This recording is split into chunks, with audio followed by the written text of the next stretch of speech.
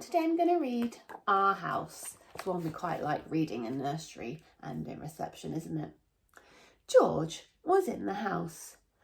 "This house is mine and no one else is coming in," said George. "It's not your house," said Lindy. "It belongs to everybody." "No, it doesn't," said George. "This house is all for me." I don't think he's very good at the Springmead way at sharing, is he? Being kind to one another. Lindy and Marley went for a walk over to the swings. "It's not George's house, is it?" said Lindy. "Of course it isn't," said Marley. Lindy and Marley looked through the window. "It's not your house, George. We're coming in." "Oh, no, you're not," said George.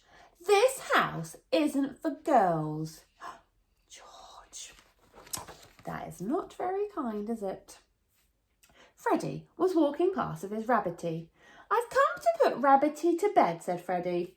"You can't," said George. "This house isn't for small people like you." He's being quite rude to all his friends, isn't he? Saying it's not for girls, not for small people. Oh, George. Freddie took Rabbity for a ride in the car. Charlene and Marlene mended the front wheel. "George won't let me and Rabbity in the house," said Freddie. Charlene and Marlene, Freddie and Rabbity headed straight for the house. "Stop right there," said George. "We're coming in to mend the fridge," said Charlene and Marlene. "Oh, no, you're not," said George. "This house isn't for twins." Oh, George, he's not going to have many friends after this, behaving like that, is he? Luther's jumbo jet landed in the house. He went to fetch it. "Where do you think you're going?" said George. "Flight 505 has crashed," said Luther, "and I'm coming in for the rescue. Fire! Fire! Meow." "You're not coming in here," said George. Luther radioed for help. "Calling Dr. Sophie! Calling Dr. Sophie!" "Can I help you?" said Sophie.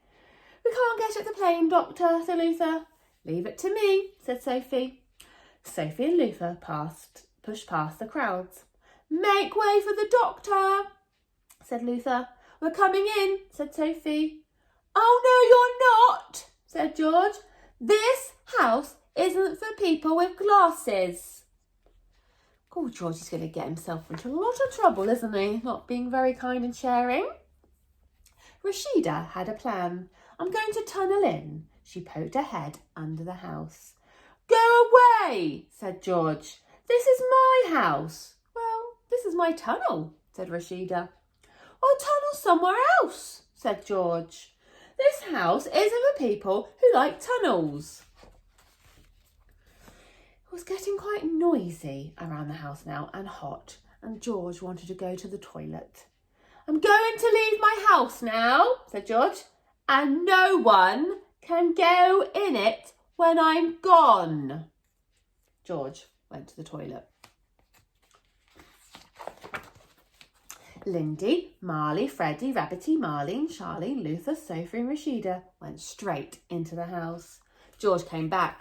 There was no room for George. "This house isn't for people with red hair," said Charlene. Oh no, now they're doing the same back to him. They're not treating others how they like to be treated, are they? George began to shout. George began to cry. George began to stamp his feet and kick the wall. Oh, I think he's having a little bit of an angry outburst, isn't he? Because he's not very happy, he's a bit upset. Then he stopped and looked. "This house is for people with red hair," said George, "and for girls, and for small people, and twins, and people who wear glasses and like tunnels." Oh, I think he might be changing his mind and letting other people play. "Because," shouted Lindy, Marley, Freddie, Marlene, Charlene, Luther, Sophie and Rashida, "this house is for everyone." Oh, that's That's better.